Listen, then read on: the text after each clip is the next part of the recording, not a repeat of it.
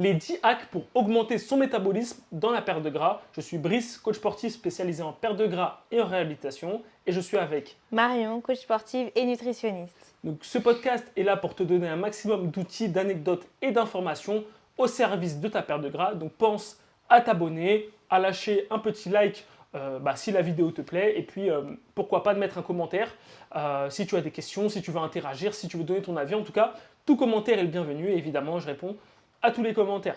Donc, les 10 hacks pour relancer le métabolisme, pour augmenter son métabolisme, pour finalement brûler du gras. Je vais juste préciser quelque chose. Là, la vidéo va être concentrée sur les 10 hacks pour relancer le métabolisme. Donc, quand on parle de métabolisme, on parle bien du métabolisme de base. Métabolisme de base qui s'augmente notamment avec une augmentation de la masse musculaire. Donc, on va se concentrer sur la partie entraînement. Qu'est-ce qu'on doit faire pour augmenter sa masse musculaire, pour finalement augmenter son métabolisme de base, pour perdre du gras. Donc voilà, on va vraiment se concentrer sur ça. Ça va être les 10 hacks qui vont être concentrés sur l'entraînement. Donc déjà, le premier hack, c'est quoi? C'est la régularité. C'est-à-dire simplement qu'on aura plus de résultats évidemment sur le métabolisme si on s'entraîne régulièrement, le même nombre de séances, etc. par semaine. Donc quelqu'un qui s'entraîne finalement 1 à 2 fois par semaine, mais toutes les semaines pendant une bonne période, aura plus de résultats que quelqu'un qui fait 2 semaines intensives à 5-6 entraînements par semaine pendant 2 semaines et qui après ne fait plus rien pendant 2 mois et recommence, etc. Voilà. C'est donc, le principe. Avant même tout ce qu'on vient de dire, avant même de parler des 9 autres hacks pour finalement relancer le métabolisme de base, le hack le plus important, c'est la régularité. C'est vraiment ça qui va faire la différence entre quelqu'un qui arrive à améliorer, augmenter son métabolisme de base, à augmenter son métabolisme pour perdre du gras. Et quelqu'un qui n'y arrive pas, tout stagner ou perdre, puis reprendre. C'est la régularité qu'il y a à la base. Deuxième hack, ça va être la surcharge progressive. Qu'est-ce qu'on entend par là? La surcharge progressive, ça va être le fait de toujours rajouter, semaine après semaine, toujours rajouter une répétition en plus, de la charge en plus, une série en plus, peut-être un exercice en plus, en tout cas, toujours rajouter quelque chose. Donc c'est vraiment ça. Répétition, série ou charge, jouer sur ces 3 facteurs-là pour toujours, semaine après semaine, augmenter. Je donne un exemple. Première semaine, je fais 3 séries de, 8 répétitions à 40 kg. J'ai 3 choix qui s'offrent à moi pour la semaine d'après. Soit je vais faire une 4e, soit je vais pas mettre 40, mais je vais mettre, 42, 41, 25, 42, 5, peu importe l'exercice. Soit je vais essayer de gratter peut-être 2 répétitions. Voilà. C'est ça la logique. Et ça, faire ça semaine après semaine, après semaine, après semaine, après semaine. C'est comme ça qu'on stresse toujours, on va dire quotidiennement, son muscle, qu'on cherche toujours à mettre plus. Et c'est ce plus qui va faire que, au final, on crée du muscle et qu'on stresse le corps pour créer de l'adaptation. Parce que le corps répond quand même à une logique mécanique. Plus je stresse, même en termes de kilos, plus je vais avoir une adaptation proportionnée. Quelqu'un qui fait 3 séries de 8 répétitions à 80 n'aura pas la même masse musculaire que quelqu'un qui fait 3 séries de 8 à 40 kg. C'est aussi simple que ça. Oui, et aussi parce qu'il y a aussi cette adaptation. En fait, c'est qu'après, au début, ça peut être difficile de mettre par exemple 40 kg, mais après un mois, si tu es toujours resté à 40 kg, ton muscle, il travaille plus autant que si tu avais à chaque fois augmenté. Donc, c'est aussi là l'intérêt, c'est pour ça qu'on appelle ça une surcharge progressive, c'est qu'à chaque fois, augmenter un peu le poids, ça permet de rechoquer le muscle ou le groupe musculaire, etc., pour relancer à chaque fois l'effort, en fait, et la progressivité. Et c'est très bien ce que tu dis, parce que ça me fait penser au challenge, par exemple, 50 pompes par jour.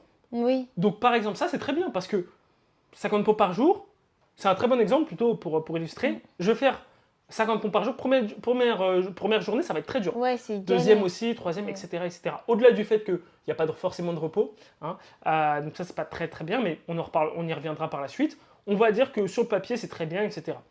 Au bout du 10e jour, 50 pompes, j'allais dire au bout d'une semaine. Si on n'augmente pas, on ne met pas 60 tractions, 60 pompes, 70 pompes, 80, 100, etc., au final, au début, tu vas avoir une progression, puis après, tu vas stagner, voire même perdre tes progrès, parce que le stress ne sera plus suffisant. Donc, le sport, le renforcement, c'est ingrat. Si tu te mets dedans, c'est pour faire sur la durée et c'est toujours pour mettre plus. D'accord? Moi, ce que j'aime dire aux personnes que j'entraîne, parce qu'ils aiment bien me demander aussi, ouais, là, t'as mis combien, par exemple, quand on est à la salle, mais on s'en fout de combien j'ai mis. C'est pas l'important. L'important, c'est que moi, je sais que je t'ai mis plus que la semaine dernière. Ouais. Et que j'ai pas envie que tu fasses pas parce que tu as peur du poids que je vais te dire. Si je te dis j'ai mis 100 kilos, ça va être quoi ta réaction? 100 kilos? Non, on s'en fout. D'accord? La semaine dernière, tu avais mis 90. Là, je t'ai mis 100. On va dire. Hein. Moi, si je t'ai mis 100, c'est que je sais que tu peux le faire. Ouais. Toi, tu n'aurais jamais osé mettre 100 parce que tu te dis que c'est un chiffre beaucoup trop gros. Et c'est ça la différence aussi quand on est coaché ou quand on n'est pas coaché. C'est ça. Et surtout que moi, par exemple, j'ai un autre exemple par rapport à ça. C'est que ma cliente, maintenant, ça fait 6 mois qu'on travaille ensemble. Elle a pris confiance en elle, elle a vu qu'elle progressait. Et là, la semaine dernière, elle a tenté de mettre 10 kilos de plus. Elle était à 190 au hip thrust. Elle m'a dit que sa dernière série, elle l'a tenté à 200 pour voir. C'était même pas, voilà, c'était juste simplement pour voir si elle y arrivait. Et il y a aussi de ça, tu vois, ce petit challenge parfois. Et qui permet, voilà, quand tu es coaché, finalement, tu as plus confiance en toi, tu te permets d'aller un peu plus haut. Ouais, bah oui, parce que tu sais que dans tous les cas, tu es en sécurité, c'est sécuritaire. Si on te le met, ou en tout cas, si on est dans cette zone-là, c'est qu'il n'y a pas de danger. Ouais. En tout cas, je vais pas te mettre un truc, je sais que tu peux pas faire, tu vois. Et donc voilà, surcharge progressive, c'est la chose à retenir en tout cas. Troisième hack, ça va être d'aller à l'échec. Évidemment, hein, on dit les choses comme ça en disant 1, 2, 3, mais il n'y a pas forcément d'ordre. À part le premier qui est forcément voilà, la régularité, mais là je dis 3, ça aurait pu être le septième. Hein. C'est non exhaustif comme on dit. Donc, troisième, ça va être d'aller à l'échec. Qu'est-ce qu'on entend par là? Aller à l'échec, c'est aller proche de la répétition qu'on n'arrive pas à faire, tout simplement. Voilà. Aller proche de l'échec, c'est aller proche de la répétition qu'on n'arrive pas à faire. Imaginons, je dois faire 10 pompes, et que je fais mes 10 pompes, et vraiment, je les finis très facilement. Imaginons, je pars sur un 4x10, je fais 10 pompes, je finis très facilement. Série d'après, je fais 10 pompes. J'ai fait 4 séries de 10. Essoufflé, pas fatigué. Non, mais genre, je les ai fait, quoi. Facile. Bah, en fait, je vais presque dire que le travail n'a aucun intérêt. À part dans une logique de programmation bien structurée, etc., où c'est fait exprès de ne pas être proche de l'échec, voilà. Ou même, par exemple, tu as déjà fait une série. Voilà. Sans rentrer dans les détails, mais à part dans un cas comme ça, bah là, sinon, c'est considéré comme une séance qui n'est pas très utile. Tu as fait 4 séries 10 parce que c'était écrit 4 séries 10. Ouais, tu n'as pas questionné, voilà, tu sais pas... Voilà. Alors que tu en as peut-être 20 en réserve, bon, autant dire que tu n'as rien fait. L'idée, ça aurait été peut-être de monter jusqu'à 18, voire 19, garder peut-être 1 ou 2 répétitions en réserve, et là, on crée de l'adaptation. Là, on envoie un signal où le corps s'est senti en danger. Le corps s'est senti en danger, et du coup, il va se sortir obligé, pour la séance prochaine, de créer une réponse d'être meilleur pour ne plus ressentir ce stress. Parce qu'il faut bien comprendre une chose, le corps déteste le stress, d'accord? Il déteste le stress, et donc il va tout faire pour ne plus subir ce que tu lui fais subir, tout simplement. Donc l'entraînement est vu comme un stress qui est, je ne vais pas dire négatif, mais qui est vu comme un stress. Et donc le corps il va se dire, ok, là la séance, elle m'a beaucoup stressé, j'ai pas aimé, j'ai pas du tout aimé, c'est un feignant le corps, donc la prochaine fois, je serai plus fort pour ne plus être dans la zone rouge, parce que la zone rouge, je déteste ça. Et semaine après semaine, c'est ce qui va faire que on est toujours meilleur, en gardant la logique de surcharge progressive. Donc voilà, toujours aller proche de l'échec. Tu vois, ça me permet de faire le lien du coup par rapport à mon exemple de ma cliente, c'est que là aussi, c'est comme on est toujours à pas grand-chose de l'échec, elle s'est dit, tiens, si je monte, est-ce que finalement je suis morte à la fin de ma série, ou est-ce qu'au contraire j'ai encore de la réserve, et donc je vais dire à Marion que la semaine prochaine on peut augmenter l'intensité, le volume, enfin voilà. Il y a aussi de ça, c'est intéressant justement de travailler pas à son échec justement tout le temps, mais à la limite, voilà, c'est ça. Pour pouvoir aussi des fois se dire ok, là je sens que j'ai peut-être 5 répétitions de plus, peut-être que si j'augmente un petit peu le poids, finalement, je vais retourner à 2 répétitions d'échecs et je serai bien. Après, ça reste quelque chose qui vient d'une programmation, ça, d'accord? On ne fait pas les exercices juste pour les faire, il y a une logique derrière, et c'est notamment nous, notre travail en tant que professionnels, peut-être des mettre en programmation, tout simplement, de maîtriser l'art de la programmation et de jouer un peu avec les variables, comme je l'ai dit, qui sont les séries, les répétitions et la charge, pour savoir quand est-ce qu'on va à l'échec, quand est-ce qu'on n'y va pas, quand est-ce qu'on profite d'un momentum où on commence très lentement, loin de l'échec, pour petit à petit y aller et Quand atteindre est-ce des qu'on points. ralentit Voilà, c'est ça. aussi au Donc, niveau de plein de choses, mais en tout l'échec? cas, s'il faut retenir quand même quelque chose, c'est qu'il faut aussi aller à l'échec le plus possible, mais sans être non plus tout le temps dans le rouge. C'est Voilà, ça, il faut la plupart du temps, il faut s'en approcher sans être complètement c'est dedans ça. et parfois faire des pics, aller à l'échec, d'autres fois Mhm. ralentir un peu pendant 1 ou 2 semaines et être un peu en dessous de ce qu'on a l'habitude de faire, etc. pour à chaque fois, comme on dit, en fait, choquer C'est ça. le muscle et le C'est relancer ça, c'est dans ça, c'est son ça. travail. Dans tous les cas, si par exemple là tu te dis que c'est un peu compliqué, moi j'ai créé un groupe WhatsApp où je partage des connaissances sur l'entraînement, l'alimentation. Le lien il est en bio, tu peux toujours le rejoindre. Et tu verras, je partage quotidiennement des ressources, que Mm. ce soit sur l'entraînement, l'alimentation, Ouais, de l'organisation, des tout, petits tips. le lifestyle, Voilà, des choses qui peuvent tout. être utiles Ouais. si jamais tu es un peu perdu là sur ce qu'on vient de dire. Voilà.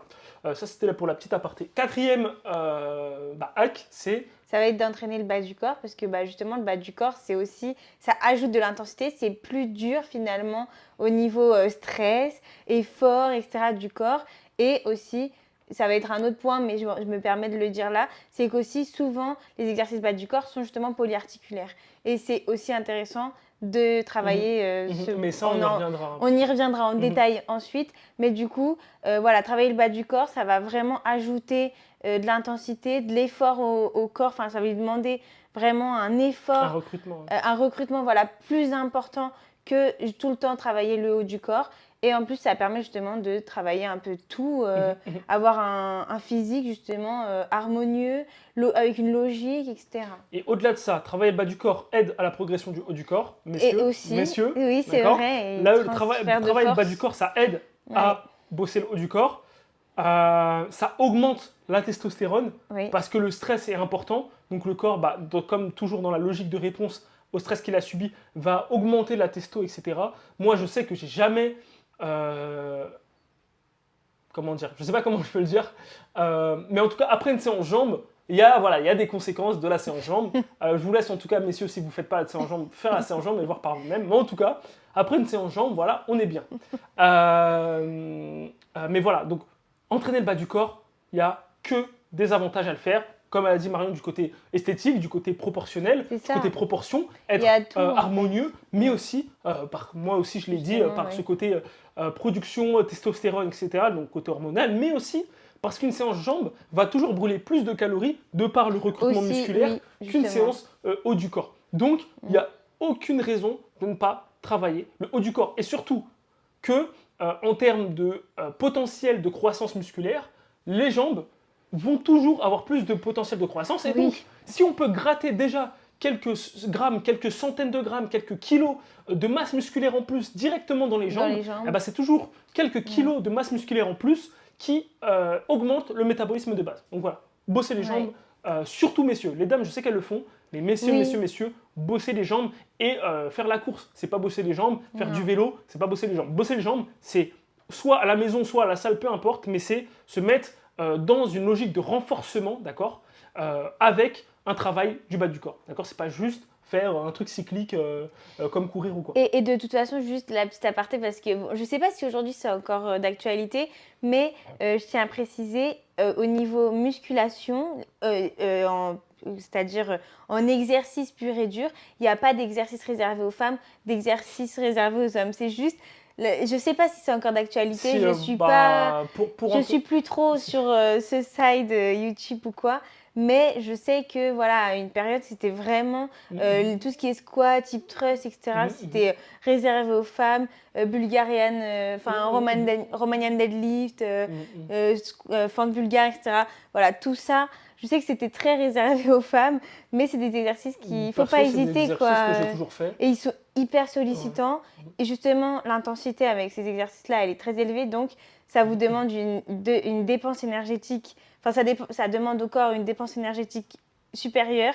Et donc, enfin voilà, c'est intéressant de les mettre aussi en Ouais, bien place. sûr. Pas que de se dire, je vais travailler les mollets ou je sais pas quoi sur les machines. Voilà, faut aussi s'ouvrir Ouais. un peu là-dessus. Ouais, mais après ça c'est un manque de Pas connaissances en hésiter. général. Oui, non, bien sûr. Ouais, Non, non, ouais. bien sûr. C'est pas pour juger ou quoi, là. Je le dis vraiment en aparté et en se disant que voilà, il faut se dire, bah, peut-être que le squat, je peux me le permettre, même si j'ai toujours vu que des femmes en faire. Ouais, Bah, après, si t'as pas la voilà, technique. Après, encore une fois, je suis désolé, je vais revenir, hein, mais après, il y a aussi des personnes qui vont pas oser le faire parce qu'elles n'ont pas la technique pour oui, le ça faire. aussi, ça Elles vont joue. rester sur les La machines. peur. Par exemple, il y a des machines qui vont être très pertinentes, hein. Le hack squat, par exemple, c'est un très bon exercice pour muscler ses quadriceps. On peut avoir la presse, etc. Maintenant, comme j'ai dit, moi, je préfère toujours les exercices, mais on va y revenir après, hein, mais je préfère les exercices qui sont dits fonctionnels. Donc voilà, mais on va revenir après, dans tous les cas, on reviendra dessus. Du coup, le cinquième axe, ça va être varier ses entraînements. Donc qu'est-ce qu'on entend par varier ses entraînements? Déjà, ce qu'il faut savoir, c'est que quand on choisit de faire un programme, on choisit le nombre de séances qu'on va faire par semaine et on va agencer ses entraînements par rapport à ça. Ça, c'est voilà, la logique de base. D'accord? On ne se dit pas, bah, je fais ça. Non, c'est pas au hasard. Je choisis combien d'entraînements je peux faire par semaine pour être sûr de les tenir. Par rapport à ça, je choisis mes muscles principaux que je veux bosser. Et ensuite de ça, il y a plein de règles qu'il y a derrière. Mais en tout cas, je structure ma séance par rapport à ça. Une fois que ça c'est fait, ah oui, ma semaine par rapport à ça. Voilà. Une fois que ça c'est fait, je vais, du coup, pour avoir de la progression et mettre en place la surcharge progressive qu'on a dit juste avant, je vais garder cette séance, ces séances sur ma semaine, et je vais les répéter sur plusieurs semaines. Sauf qu'il y a un moment où cette répétition et cette surcharge progressive ne suffit pas à elle seule. D'accord? Ça ne suffit pas. Si je garde le même programme pendant un an, on est bien d'accord qu'au bout de un an, il n'y a plus de surprise. Le corps il est habitué, c'est bon. Il n'y a plus rien qui va se faire, ou sinon la progression va être très longue. D'accord? Donc, qu'est-ce qu'il faut faire dans ce cas-là? On a deux solutions.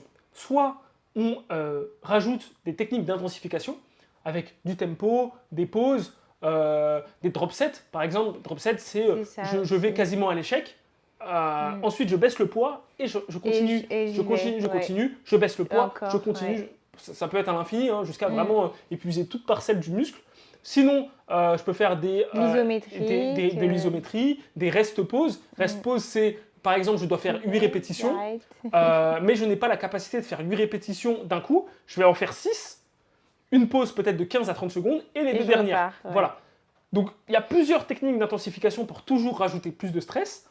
Donc ça, c'est la première solution. Deuxième solution, c'est de varier les exercices, tout simplement. C'est de changer les exercices. Donc si j'ai l'habitude de faire, je sais pas moi, hack squat, presse, leg curl, leg extension, imaginons, là je suis sur les jambes, eh ben, je vais changer hack squat par exemple, je vais changer la presse, et je vais mettre peut-être du squat, une autre variante, voilà, je vais varier pour ajouter un stress différent, pour avoir une angulation aussi du travail différent, et donc c'est ça qui va créer toujours plus de progression plus facilement.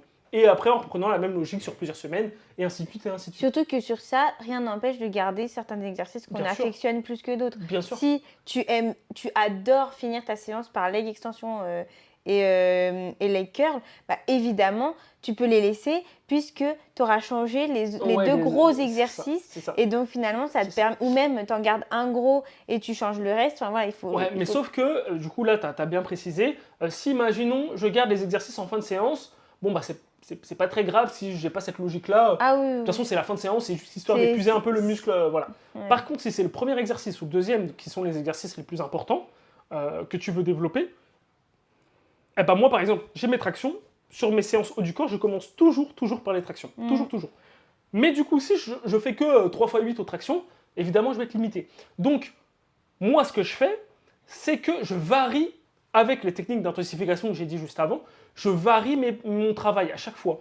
Soit c'est avec les techniques d'intensification, soit c'est je vais changer mes objectifs sur des périodes. Par exemple, il y a une période où je vais vouloir travailler la force. Donc forcément, je vais augmenter beaucoup la charge, diminuer les répétitions, ça va être un stress différent de quand je travaille sur 8 à 10 répétitions, donc je baisse la charge et je fais 8 à 10 répétitions. Rien que ça met des variations et je varie mon entraînement. Si en plus, pendant une certaine période, je veux vraiment construire, etc., je vais peut-être commencer en faisant, je sais pas, du 3 x 8 à une certaine charge, puis au bout de peut-être 6 à 8 semaines, je vais arrêter de faire du 3 x 8 et je vais faire un 3 x 8 mais avec une pause, en baissant peut-être un peu le poids. Enfin, en tout cas, je vais rajouter des variations. Voilà. Et ça, c'est l'idée de toujours apporter un stress différent. C'est ça. Donc, même si on veut garder le squat sur toute l'année, même je veux faire 10 ans de squat, eh ben, je vais devoir cycler mon squat sur plusieurs... il faut vraiment se dire qu'il y a plein de choses à faire. C'est pas juste ce qu'on a dit ou quoi, il y a tellement Ouais, de plein de choses. variations, même entre le front squat et le back squat, même Oui, mais ça, ça. c'est changer d'exercice. Oui, c'est vrai, ça peut faire C'est changer changer, l'exercice. c'est changer d'exercice. Oui, c'est vrai, pardon. Voilà, c'est C'est changer vrai, d'exercice. ça change l'exercice. Mais, Mais c'est intéressant aussi mais de faire encore une fois, pareil, si tout ça, ça t'embrouille, le groupe WhatsApp, j'explique tout ça plus en détail. Enfin, voilà. Si jamais là, c'est un peu perdu, etc. En fait, on fait ça pour que tu comprennes aussi que l'entraînement, c'est une science, d'accord? C'est pas juste, je fais un exo comme ça. Si tu veux de la progression, si tu veux vraiment des résultats, c'est une vraie science, d'accord? Il y a une vraie logique derrière. Là, ce qu'on est en train de dire, on n'est pas juste en train de dire ça pour perdre exprès les gens, d'accord? C'est vraiment utilisé par les mecs, je sais pas, je vais même pas dire par les mecs les plus musclés que tu vois, parce qu'on n'a pas tous envie d'être super musclés, mais c'est utilisé par toute personne qui sait s'entraîner, entre guillemets, d'accord? Moi, je considère que tu ne sais pas t'entraîner tant que c'est un jargon, tant que c'est des mots, tant que c'est des méthodes d'intensification que tu ne connais pas. Ouais, qui te perdent un peu, quoi. Ne sait pas s'entraîner celui qui ne sait pas, en final, varier son entraînement. Voilà. Bah, il faut se dire que c'est pas le matin, je vais à la salle et quand Ouais, j'arrive qu'est-ce à que la je salle, fais qu'est-ce que je fais? Ah Et non, je ça, regarde c'est- les machines libres et je me dis, ok, je Ah fais ouais, un peu non, de ça. ça, c'est un peu de ça. vraiment... Ça, moi, je sais que ça m'est déjà arrivé quand j'étais en STAPS ou quoi, avec le manque de temps, pas forcément avoir prévu ma semaine. Et en fait, tu te perds parce que moi, je me rappelle que du coup, ça me démotivait un peu de me dire, mais attends, j'ai même pas préparé ma séance. Là, j'arrive, j'ai 1h30 devant moi parce qu'après, je dois rentrer chez moi, faire ceci cet après-midi, j'ai cours et tout.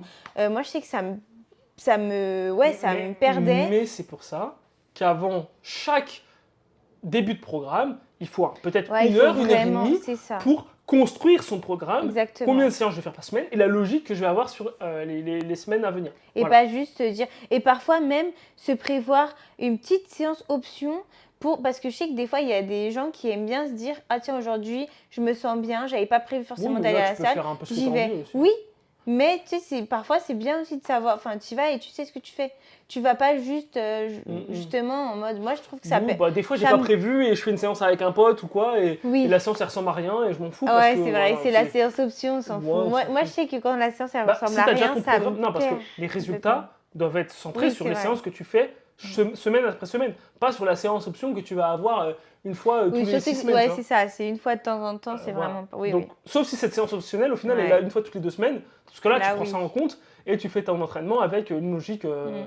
où tu as une séance en plus toutes les 2 semaines. Enfin, voilà, on se comprend. Ouais, c'est vrai. Mais c'est vrai que moi, quand la séance, elle n'est pas prévue dans ma tête, ça me perd tout de suite. C'est pour ça que je le précise, mais oui. Après, de toute façon, il faut se connaître. Hein. C'est toujours la même chose.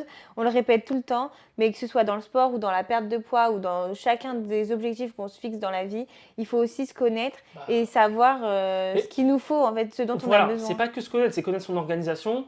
Oui, il y a pour connaître moi, sa c'est se capacité, connaître. mais il y a connaître son organisation. C'est pas se connaître, c'est connaître son organisation. Oui, aussi, oui, bien sûr. En fait, il faut tout. L'organisation faut est prendre tous les éléments. indépendante de qui on est finalement. Parce Oui, que j'ai beau Oui. vouloir m'entraîner 25 fois par semaine, si j'ai pas le temps, Oui, bah, si j'en mon fais travail deux, ne tu le vois. permet pas, je peux pas le faire. C'est Exactement. clair. 6e hack, ça va être la fréquence. Donc là, on a parlé un peu de comment on structure son programme. Là, on va rentrer un peu dans le détail sur ce hack-là. La fréquence, c'est quoi? Pour avoir une progression, une vraie progression, en tout cas au niveau musculaire, il faut apporter un stress sur le muscle au moins 2 fois par semaine. D'accord? Donc, oubliez le truc, je fais les pecs une fois par semaine. Ouais. D'accord? J'ai ma séance pec et je les refais plus de la semaine. Non. Pec, épaule, dos, Voilà, machin. je dois travailler sur un groupe musculaire au moins 2 fois par semaine. D'accord? Au moins 2 fois par semaine. Parce que là, je vais dire que là, c'est mon niveau actuel. Je travaille sur mon muscle. Là, évidemment, il y a la fatigue. Mais après, il y a la récupération. Et au bout de peut-être 3-4 jours, eh ben, j'ai récupéré. Et là, j'ai un surplus, en fait. Et si je ne m'entraîne pas sur ce surplus, bah, je le perds. Et après, je reviens à mon niveau initial. Et en fait, c'est tout le temps faire ça. Et la progression, elle est vraiment légère, quoi. Alors que si je suis ici, je stresse, ça remonte, je m'entraîne ici, je stresse, ça remonte, et ainsi de suite. Et c'est comme ça que semaine après semaine, on progresse. Donc, fréquence 2 fois par semaine minimum sur chaque groupe musculaire. Et quand je dis chaque groupe musculaire, c'est chaque groupe musculaire. Ça veut dire que si tu fais les jambes, il faut les faire 2 fois par semaine. Si tu fais le haut du corps, il faut le faire 2 fois par semaine. Après, il y a plusieurs moyens d'agencer ça, plusieurs splits comme on appelle, plusieurs mélanges d'entraînement, etc. Mais en tout cas, si tu fais 2 séances, moi ce que je conseille de faire, c'est 2 full body. D'accord? Tu fais 2 séances, 2 full body. Voilà. Ouais, c'est ce que je conseille. Voilà. Et c'est pour ça aussi quand même que si on fait qu'une fois par semaine, on n'a pas forcément les résultats ou alors c'est un peu plus long parce que c'est pas forcément optimal par rapport à cette fréquence-là. C'est qu'on travaille pas suffisamment le muscle, pardon, et donc c'est un peu plus lent. Donc c'est vrai que c'est plus intéressant de commencer par 2 séances par semaine et du coup de faire 2 full body. Même ils peuvent être parfois les mêmes ou un peu différents avec quelques exercices qui changent pour quand même continuer à bosser tout ce qu'on veut travailler. Ouais. Après, il y a évidemment des cas où, par exemple, j'ai une personne que je coach, elle, on fait une séance haut du corps, une séance bas du corps, mais c'est parce que dans son organisation, c'était beaucoup mieux pour elle, même, je ne sais pas, en termes de fatigue, c'était mieux pour elle de faire ça. Elle préfère quand elle se concentre sur une partie du corps que faire les deux, etc. Pour elle, c'est plus fatigant. Moi, je considère que c'est un peu moins fatigant parce que du coup, on ne met pas toute l'intensité sur un groupe, mais elle préfère comme ça, donc on fait comme ça. Il y a aussi l'adhérence qui fait partie de la régularité du premier point. Cas, hein. Voilà. Il y a de la personnalisation exactement. Du cas par cas, et évidemment, si on nous dit qu'on préfère faire du haut du... Comme ma cliente, j'en ai une qui fait facilement 4 entraînements par semaine, donc elle peut travailler tout, mais elle m'a quand même demandé de concentrer au niveau fessier, ischio. C'est pas forcément ce que moi, j'aurais préconisé, mais du coup, je l'ai quand même fait. Parce que, évidemment, c'est ce qu'elle m'a demandé, et du coup, au niveau de l'adhérence et des demandes, et de la régularité, on y répond. Et de la régularité après, c'est ce qui permet d'être motivé, etc. Donc c'est pour ça aussi, nous on explique ça, mais c'est pour ça qu'on a dit aussi que le premier point, c'était le plus important, c'est la régularité. Vaut mieux quelqu'un qui s'entraîne, on va dire, moins bien, mais qui fait toutes ses séances toutes les semaines, que quelqu'un qui s'entraîne extrêmement bien, et au final, le extrêmement bien, c'est chiant, barbant, et il fait une séance toutes les 6 mois. Donc voilà. Mais ça reste au cas par cas, et l'idée c'est d'écouter la demande. L'idée aussi de nous en tant que coach, c'est de dire, ok, tu veux faire ça, moi maintenant, par rapport à ce que toi tu veux faire, moi je vais te dire, point positif, point négatif. Après, c'est toi qui auras la décision. C'est ça. Dans tous les cas, je ne vais pas faire à ta place. C'est ce qu'on fait toujours. Hein. Voilà. C'est ce qu'on explique toujours. On dit à peu près nos idées à nous. Et au final, on écoute aussi la personne. Et donc, si la personne nous dit, moi, ton idée, je l'entends, mais j'aurais préféré quand même qu'on fasse ça. Voilà. Très bien. Au moins, tu as entendu mon avis. Ça. Tu le prends en compte. Si jamais un jour, tu sais qu'on peut retourner vers... on peut changer. On peut toujours changer d'avis en plus. Hein. C'est jamais définitif. Hein. Moi, par exemple, j'ai des clients qui font 2 séances par semaine, puis ils veulent en faire une troisième. Écoute, moi j'agence le truc pour qu'il y ait une troisième. Il n'y a aucun problème. Hein. Et puis au bout de, je sais pas, un mois, en fait 3 c'était peut-être trop, on repart à 2, aucun problème. Hein. C'est normal, hein, c'est la vie. L'idée c'est de jamais s'arrêter et toujours optimiser au mieux, toujours avoir une logique d'entraînement, peu importe qu'on fasse 3 ou 2 séances par semaine. Voilà. Acte numéro 7, ça va être de faire des exercices polyarticulaires. Les exercices polyarticulaires, comme le nom l'indique, c'est des exercices qui mobilisent plusieurs articulations, donc plusieurs groupes musculaires en même temps. Et c'est pour ça qu'on en a rapidement parlé dans le fait d'entraîner son bas du corps, c'est que justement, au niveau du bas du corps, souvent, les articulations et les groupes, et du coup les muscles, travaillent un peu tous ensemble. Il y en a beaucoup qui bossent ensemble. Agoniste, antagoniste, bon ça c'est des détails, mais donc des muscles contraires qui vont aussi travailler ensemble de manière différente. Du coup, le fait de travailler plusieurs muscles en même temps, ça augmente la dépense énergétique globale puisque ça demande plus d'efforts au corps de mobiliser plusieurs muscles en même temps. Voilà.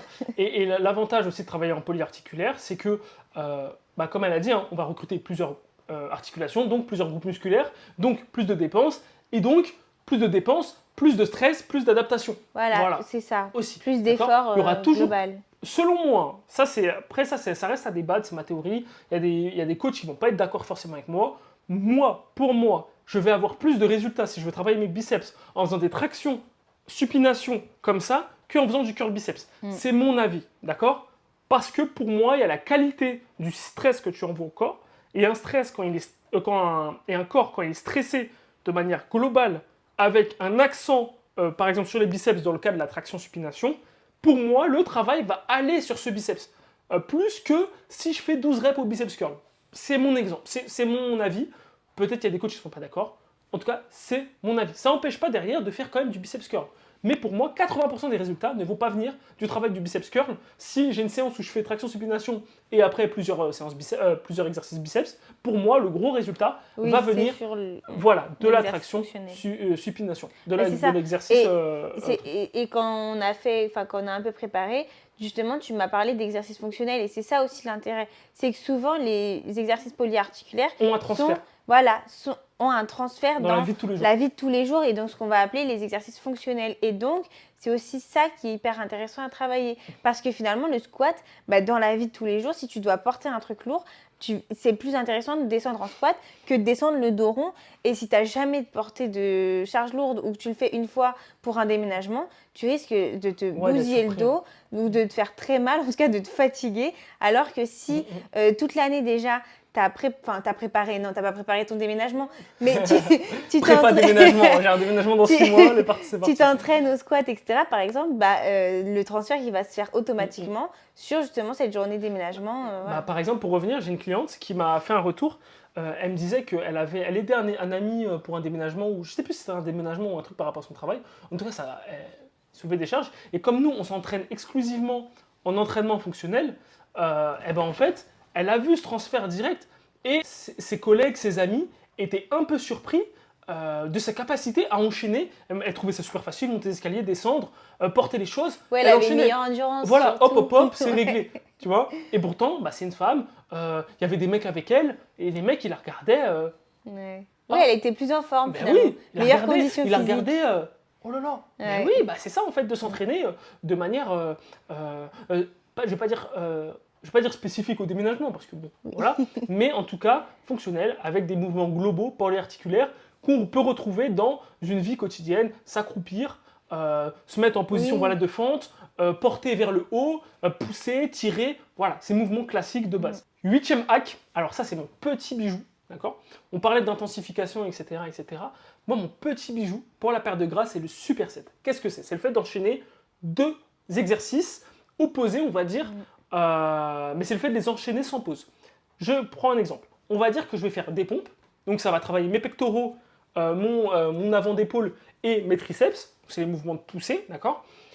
Ensuite, j'enchaîne directement avec un mouvement de tirage, exemple, je sais pas, le rowing ou le tirage sur machine, et l'alternance des deux va faire que je vais avoir une style de compensation qui va améliorer mon tirage, par exemple, mais en plus de ça, je vais enchaîner les exercices, donc je vais augmenter ma dépense sur un court laps de temps, je vais gagner du temps sur une séance de 1 heure, ça va me permettre d'enchaîner plusieurs exercices. Donc ça, par exemple, si on fait un full body, il faut faire enchaîner les supersets parce que c'est un gain de temps monumental. Au lieu de passer 2 heures sur la séance, on peut diviser le temps de séance par 2 littéralement. Donc en 1 heure, faire ce qu'on aurait fait en 2 heures en faisant un exercice, puis un exercice, puis un exercice. Donc le superset, c'est vraiment utile. Et en plus de ça, il y a ce côté cardio qui s'immisce dans le travail sans en faire. Et ça, c'est un gros plus. Oui. C'est-à-dire que moi, je vous invite à faire un superset. Oui. Je sais pas moi, faites du squat et après enchaîner avec des tractions. C'est un exemple. Oui. Je vous jure que vous êtes mort. Mais vraiment, mais même pas besoin. Enfin, là, c'est des gros exercices que tu as dit, mais moi, je sais que à une période, c'est toi qui m'avais fait ma programmation et tu m'avais mis genre élévation latérale et je sais plus ce que je faisais avant. Les oiseaux ? Et non, c'était développé militaire, je crois. Je me rappelle, c'était intense. Je pense pas que j'avais fait ce superset là. Je sais plus c'était quoi le deuxième exercice. Mm-hmm. Je sais qu'il y avait élévation latérale et un autre. Et rien que des exercices. C'était à oiseau ? C'était oiseau et élévation latérale. Oui, oui, c'est ça. C'était l'oiseau. Ouais. Et rien que ça, donc des exercices quand même isolés, d'isolation, j'étais cuite à la fin. Imaginez maintenant qu'on mette ça sur des exercices polyarticulaires en allant proche de l'échec, d'accord ? Avec cette logique de superset. Enfin, le recrutement musculaire, il est démentiel, la dépense énergétique, elle est démentielle, l'adaptation qui va être créée, elle est démentielle, et le gain de temps, il est aussi démentiel. Donc moi, c'est mon petit bijou, le superset, j'adore ça. Je le mets dans toutes mes séances. Il n'y a pas une séance où je ne fais pas un superset, tout simplement. Oui, et en plus, du coup, moi, tu m'as initié parce que à mes clientes, je leur fais aussi des supersets. C'est incroyable, et le gain de temps, vraiment, comme elles n'ont pas forcément beaucoup de temps. On fait la même chose que les autres. Mais on fait la même chose que les autres en gagnant peut-être une demi-heure sur la séance. Enfin, voilà, c'est magnifique. Là où des gens passent 1h30 à la salle, nous en 1 heure, on a fait la même chose qu'eux, parce qu'on a enchaîné. Donc oui, la fatigue derrière, elle est un peu plus conséquente, mais C'est pour ça qu'aussi on prend du repos. Hein. Après les supersets, on enchaîne les 2 exos, après on prend le repos qu'il faut. Quand on se sent prêt, on réenchaîne. Mais moi, pareil, tous mes clients, ils font des supersets. Tous, Ouais. tous. Bah, moi, tu m'as initié. D'ailleurs, en parlant de cardio, d'accord, 9e hack, c'est faire du cardio. J'ai fait 6. 9e hack, c'est faire du cardio. Le cardio, pourquoi? Parce que, au-delà du côté dépense, hein, qui n'a rien à voir avec le métabolisme de base, là ça augmente juste la dépense énergétique, le côté cardio va faire qu'on va être justement capable derrière d'enchaîner par exemple des supersets, de récupérer plus facilement entre les séries, de récupérer plus facilement entre les séances. Quelqu'un qui a une meilleure capacité cardiaque, une meilleure capacité pulmonaire, une meilleure fréquence cardiaque, va être capable d'enchaîner les séances sans être trop KO, d'enchaîner les supersets, d'enchaîner les exercices, en gardant quand même un bon niveau.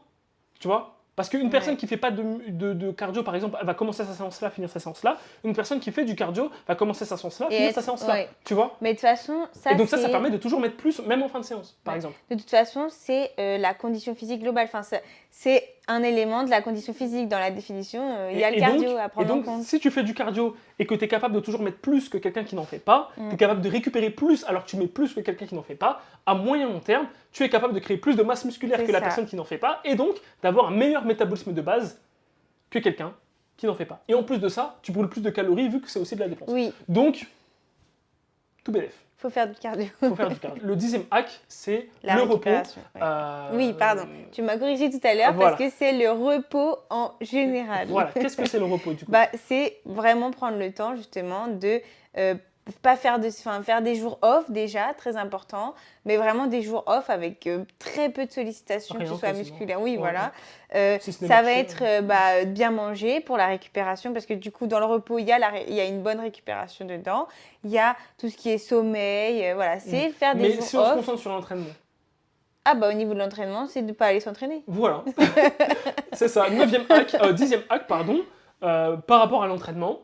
Oui, c'est vraiment se reposer, ne pas s'entraîner. Donc, faire rien. Quelqu'un qui fait 5 séances par semaine, 4 séances par semaine, intenses, aura toujours plus de progression, plus de résultats qu'une personne qui fait 7 entraînements par semaine, parce qu'elle ne pourrait pas maintenir cette intensité, c'est pas possible.